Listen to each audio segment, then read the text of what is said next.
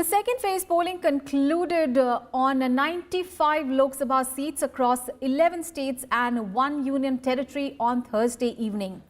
Moderate to heavy polling was recorded for the second phase of Lok Sabha elections. Senior Deputy Election Commissioner Umesh Sinha said that the polling in the second phase was peaceful and people came out in large numbers to exercise their franchise.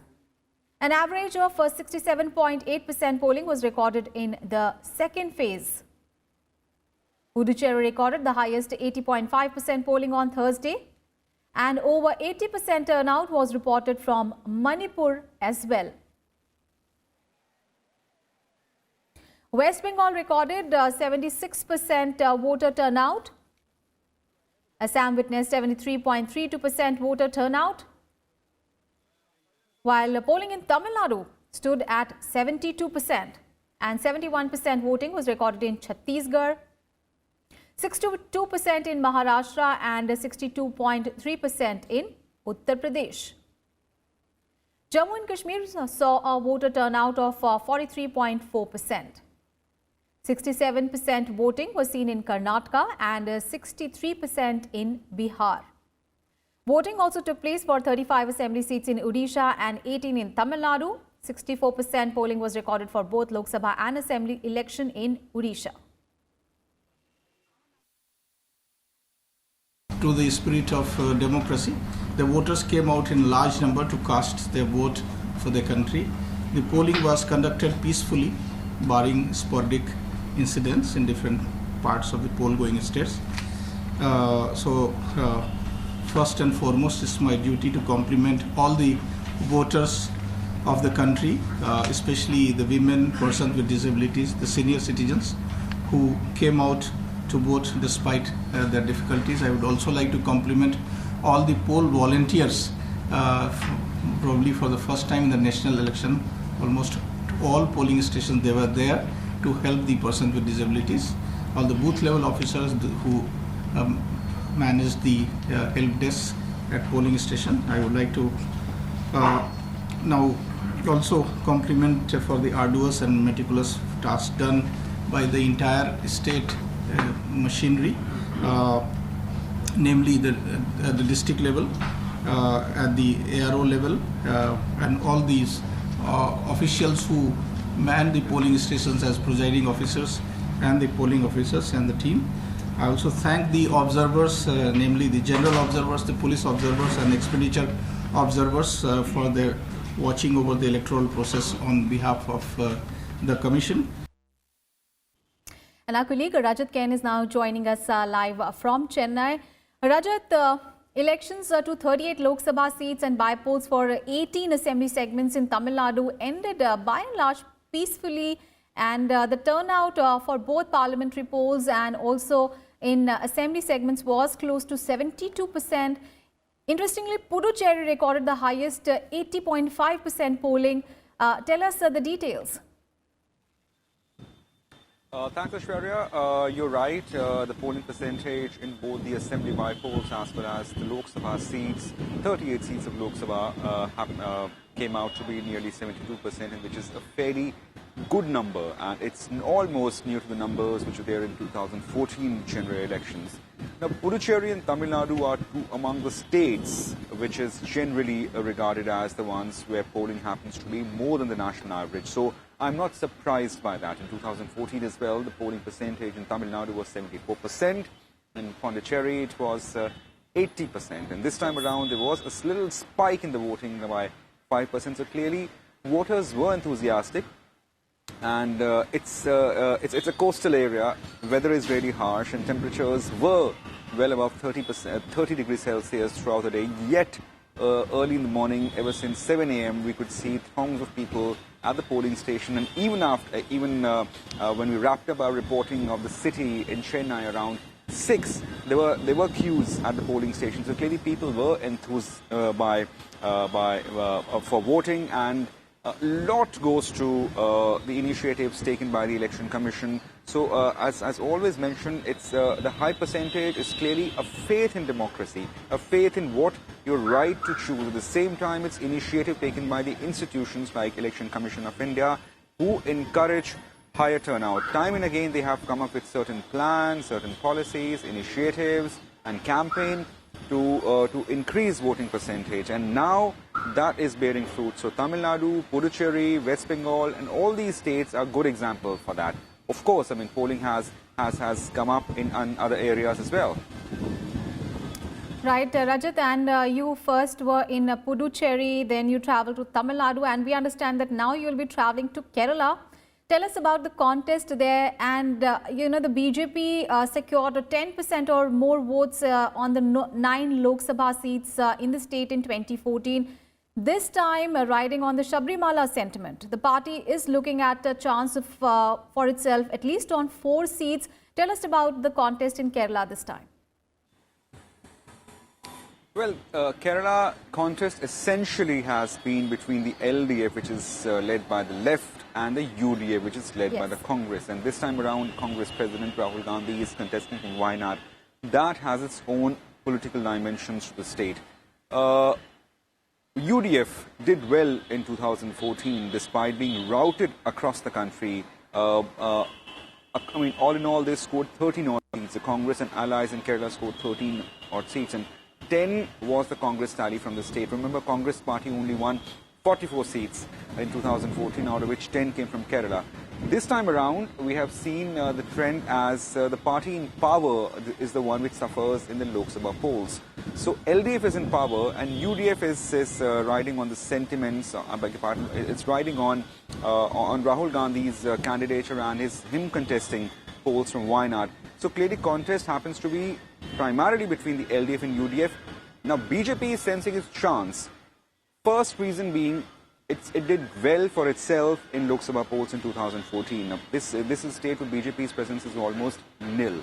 It did well for itself in 2014. It did well for itself again in 2016 assembly polls.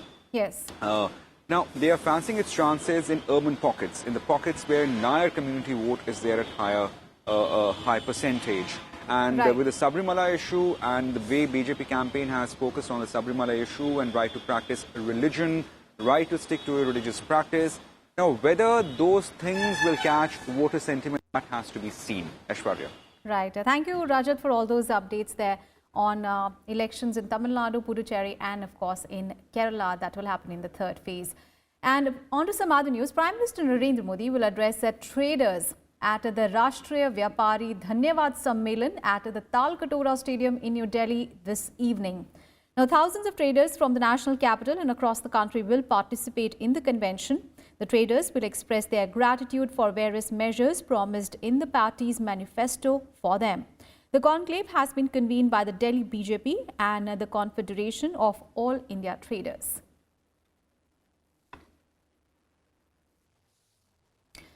And after the conclusion of the 2nd phase of Lok Sabha polls, Finance Minister Arun Jaitley claimed in a series of tweets after the first 2 rounds of voting, the upsurge in favor of PM Narendra Modi and the NDA is clearly evident. He sounded confident that India is on way to reject political instability and chaos and to elect an NDA government with BJP majority. He also expressed a hope that Northeast, Bengal and Odisha will be the biggest surprises of this year's Lok Sabha election. And Prime Minister Narendra Modi targeted the Congress party and its President Rahul Gandhi on Thursday. Addressing a public rally in Thiruvananthapuram in Kerala, Prime Minister Modi said that Rahul Gandhi's candidature from Wayanad in Kerala was not to give any message to South India, but a message for appeasement politics. The Prime Minister also attacked the Congress and Communists and said that both had ruled the state alternately and their ideology was opportunism. He said that they fight each other in Kerala but join hands in Delhi to gain power. Attacking Chief Minister Pinarayi Vijayan and his left front government, Prime Minister Modi alleged that it was drowned in corruption. Kerala में एक दूसरे की नीतियों का विरोध करते हैं, आपस में लड़ते हैं और दिल्ली में सत्ता के लिए एक साथ आ जाते हैं। कांग्रेस के अध्यक्ष को संसद पहुंचने के लिए यहां वायनाड आना पड़ रहा है। वो कहते हैं कि वो वाम दलों के खिलाफ कुछ नहीं बोलेंगे। केरल में कुश्ती और दिल्ली में दोस्ती, ये इनका खेल है। My dear friends, it is not politics, but it is a self-interest. It is completely opportunism. कि केरल की जनता इसको समझती नहीं है, तो ये बहुत बड़ी भूल कर रहे हैं। साथियों, कांग्रेस के नामदार का कहना है कि साउथ को मैसेज देना था तभी वायनाड गया। अरे तिरुवनंतपुरम से मैसेज नहीं जारी दिया जा सकता था क्या? ये तो राजधानी है। तिरुवनंतपुरम से नहीं तो पट्टनमथिट्टा से भी ही मैदान में उतर आते और बड़ा मैसेज चला जाता। Meanwhile, campaigning for the third phase of election is at a fever pitch. Prime Minister Narendra Modi addressed an election rally in Karnataka's Bagalkot. Prime Minister Modi attacked the ruling Congress-JDS alliance in the state. मजबूत सरकार क्या होती है वो देखना है तो दिल्ली की तरफ देखो, और मजबूर सरकार क्या होती है वो देखना है तो बेंगलुरु को देखो। बीते एक वर्ष से यहां नेताओं का जो नाटक चल रहा है वो खत्म होने का नाम नहीं ले रहा है। और ये नाटक भी ऐसा है जिसमें इमोशन है, रिवेंज है, और इमोशन तो रुकने का नाम ही नहीं ले रहा है। हर कुछ दिनों के बाद, हर कुछ हफ्ते में किसी न किसी रैली या प्रेस कॉन्फ्रेंस में इमोशन बह जाता है। And yesterday, Prime Minister Modi also addressed an election rally in Gujarat's Amreli. In Gujarat, the voting for all the 26 seats in the state in the third phase will be held on 23rd of April. તમે खुश, देश खुश, तो नाखुश कौन? दुखी कौन छे? गुस्सो कोने छे? पेटमा कोना बळे छे? रड़े छे कोण? माथू कोण कूटे छे? भाईओ बहनों, तमने आ देशनी सेनामां भरोसो छे के नहीं? एना पराक्रममां भरोसो छे के नहीं? आ कांग्रेस वाला नथी। And campaigning is gearing up for the third phase of Lok Sabha elections as polling will be held in 116 constituencies spread across 13 states and 2 union territories in this phase on 23rd of April. BJP President Amit Shah will be in Gujarat and Maharashtra today for campaigning. In Gujarat, he will address a public meeting in Badeli district, Chota Udaipur, and also hold a meeting in Dharampur in Valsad district. In the evening, Amit Shah is likely to address a rally in Maharashtra's Baramati. The party is pulling out all stops to win the constituency, which is known to be Sharad Pawar's family's bastion and represented by his daughter Supriya Sule. And Congress President Rahul Gandhi will also be in Gujarat today. He will address 3 rallies in Bardoli, Dahod and in Patan constituencies. Campaigning for all the 26 Lok Sabha seats of Gujarat ends on 21st of April and voting here will take place on the 23rd. And yesterday as well, Congress President Rahul Gandhi was in Gujarat. He addressed an election rally in Junagadh, and while addressing the rally, he said that if the Congress party comes to power, there will be a separate budget for farmers. जैसे ही चुनाव जीतेंगे, भाई और बहनों, 2 budget बनेंगे। एक national budget बनेगा, parliament house में एक नेशनल बजट रखा जाएगा, और दूसरा किसानों का स्पेशल बजट बनेगा।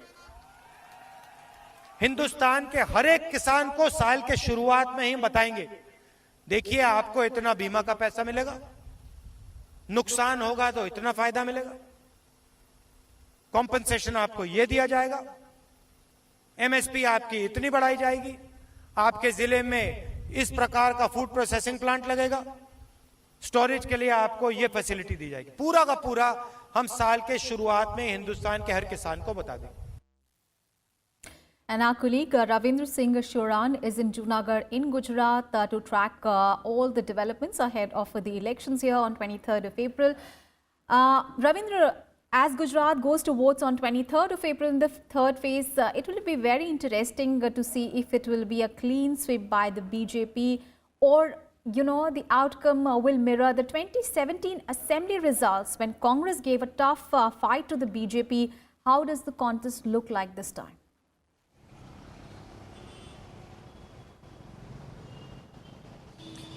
Yes, Aishwarya, good morning.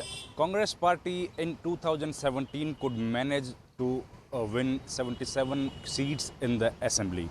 And this is the point when the Congress party's cadre is quite hopeful that they will be able to win some of the seats which they have lost in 2014. In 2014, it was a clean sweep on the all 26 seats of Gujarat by the BJP. BJP has been ruling in the states for last more than 2 decades now. Prime Minister himself is from the Gujarat. So it's quite important that the BJP has intensified its campaign in the last couple of days and trying to reach to the voters. Yesterday, while addressing a rally, Prime Minister, he was talking in Gujarati to struck a chord down with the people and the voters of this area. Prime Minister has clearly said that the statue of unity of Sardar Vallabhbhai Patel, which was made, it is not made to belittle the contribution of the first Prime Minister of the country, Jawaharlal Nehru. He said that Sardar Patel was such a towering personality that all the persons in front of him, they look like. But he has also said the development works which has been carried out in the last 5 years by the center government for the welfare of not only for the farmers but also for the poor and downtrodden people, infrastructure development, the employment which has been generated through the different Mudra Yojana and all different schemes of the center government is basically a turning point. And if the people of this country, they want to go ahead with the same pace of development, then the BJP should be voted. On the other hand, the Congress leader who was also camping here in Gujarat yesterday and he is today also here, Rahul Gandhi, while addressing a rally in the Junagadh area. Remember, Junagadh is the constituency where 7 Vidhan Sabha seats were there and BJP, Congress party could manage to win all the seats in the last assembly elections. So this is the hopes here of the Congress party is quite high. Rahul Gandhi said that they will bring 2 budgets. Also, he has said that BJP's leadership, they could not fulfill the promises which they have made during the 2014 elections. All right. This is the time that the people should vote for the change. And also Rahul Gandhi said that if they will be voted back to the power, then they will start 2 budgets, one the general budget and one special budget for the farmers. All right. So all the political heat parties, they have gaining intensified their ground in campaigns Gujarat ahead of the third phase of Lok Sabha election in the state here. And of course, Amit Shah is going to be in Gujarat today. Rahul Gandhi is already there. He'll also address rallies here today. Thank you so much, Ravindra, for all those updates there from Junagadh in Gujarat. And all political parties are fielding their star campaigners to campaign ahead of the third phase of Lok Sabha elections. Home Minister Rajnath Singh is scheduled to address public meetings in Odisha today. He will address public meetings in Mayurbhanj, Nayagarh and in Cuttack Sadar. Congress East UP in charge Priyanka Gandhi Vadra will take part in a road show in Kanpur Nagar and in Akbarpur, which falls under Kanpur Dehat constituency. She will land at the Chakeri airport and later take part in a roadshow in the city in support of Congress candidate Sri Prakash Jaiswal. She will also hold a roadshow in support of Raja Rampal in Akbarpur. And the Bahujan Samaj Party and the Samajwadi Party will hold a joint rally in Mainpuri today.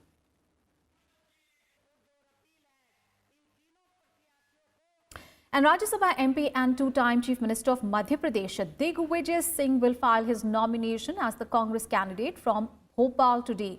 Digvijay Singh is back in electoral fray after a self-imposed decade-long electoral sannyas after defeating the assembly in 2003.